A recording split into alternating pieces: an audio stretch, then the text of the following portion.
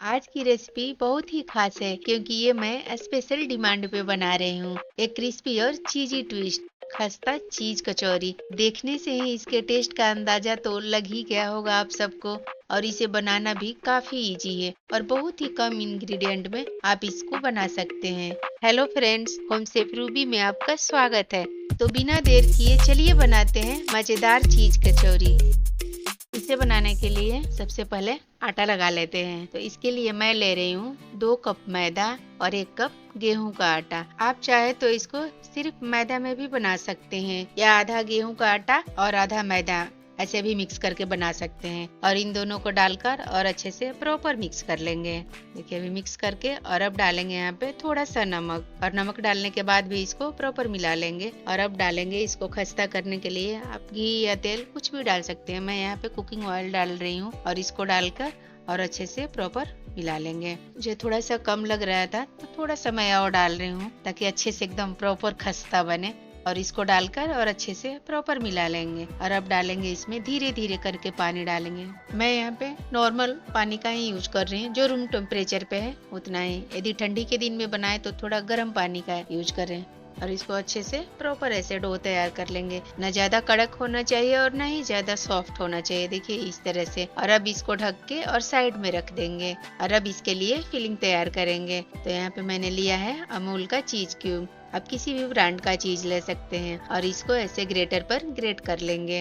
आपको जैसे भी जितनी क्वांटिटी में बनानी है उसके अकॉर्डिंग आप ले सकते हैं। और अब मैं यहाँ पे डाल रही हूँ दरदरा पिसा हुआ अदरक और हरी मिर्ची। आप चाहे तो अदरक और मिर्ची को बारीक चॉप करके भी डाल सकते हैं। वैसे चॉप किया हुआ भी बहुत अच्छा लगता है, बट यदि मुझे थोड़ा बच्चे को खिलाना है तो इसलिए मैं दरदरा पीस के डाल रही हूँ। और अब इसमें डालेंगे एकदम बारीक चॉप किया हुआ प्याज। प्याज की क्वांटिटी इसमें थोड़ा ज्यादा ही रखेंगे। और अब यहाँ पे डालेंगे थोड़ा सा लाल मिर्च, आधा चम्मच के करीब या अपने तीखा के अकॉर्डिंग, और आधा चम्मच जीरा पाउडर और थोड़ा सा गरम मसाला और खूब सारा कसूरी मेथी। मैं यहाँ पे थोड़ा कम ही डाल रही हूँ क्योंकि मुझे पता ही नहीं चला मेरा कसूरी मेथी खत्म हो गया था। आप इससे ज्यादा डाल देंगे ना तो थोड़ा टेस्ट बहुत अच्छा आता है कसूरी मेथी से इसमें। और अब डालेंगे बारीक चॉप किया हुआ खूब सारा हरा धनिया। और इन सब चीजों को डालकर और अच्छे से प्रॉपर मिक्स कर लेंगे। अभी मैंने नमक इसमें नहीं डाला है, नमक मैं भरते टाइम डालूंगी। और अभी इसको गर्मी ज्यादा है ना तो इसकी वजह से मैं फ्रिज में रख देती हूँ।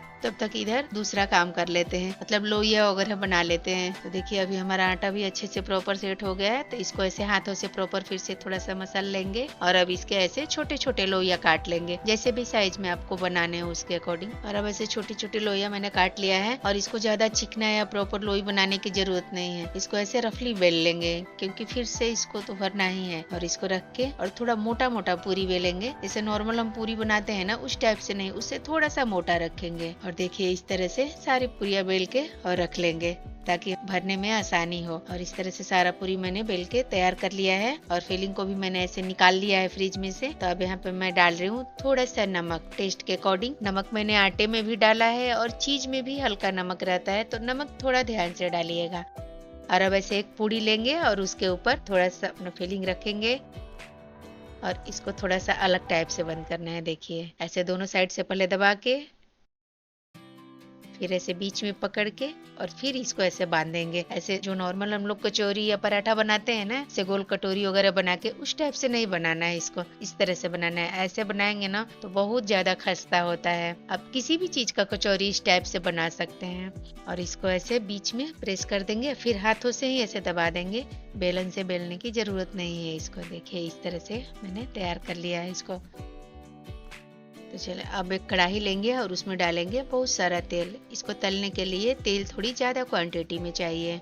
और अब गैस को ऑन करेंगे और तेल को हल्का गरम कर लेंगे। और इधर हमारा कचौड़ी भी तैयार हो गया है।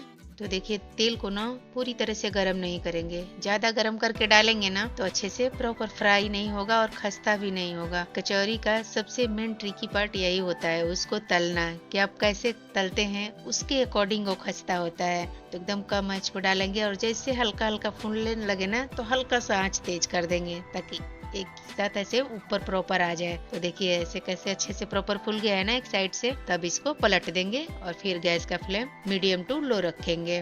और इसको मीडियम टू लो आंच पे ऐसे उलटते पलटते हुए अच्छे से प्रॉपर फ्राई कर लेंगे। इसको तलना ना बहुत पेशेंस का काम है। यदि ज्यादा जल्दी जल्दी के चक्कर में पड़ेंगे ना तो प्रॉपर खस्ता भी नहीं होगा और अंदर से हल्का कच्चा भी रह जाएगा। जैसे समोसे तलते हैं ना उसी टाइप से इसको तलना है, एकदम स्लो आंच पे। और जैसे ऐसे हो जाए गोल्डन कलर का, आपको ऐसे देखने से ही पता चल जाएगा कि हो गया है, तब इसको निकाल लेंगे।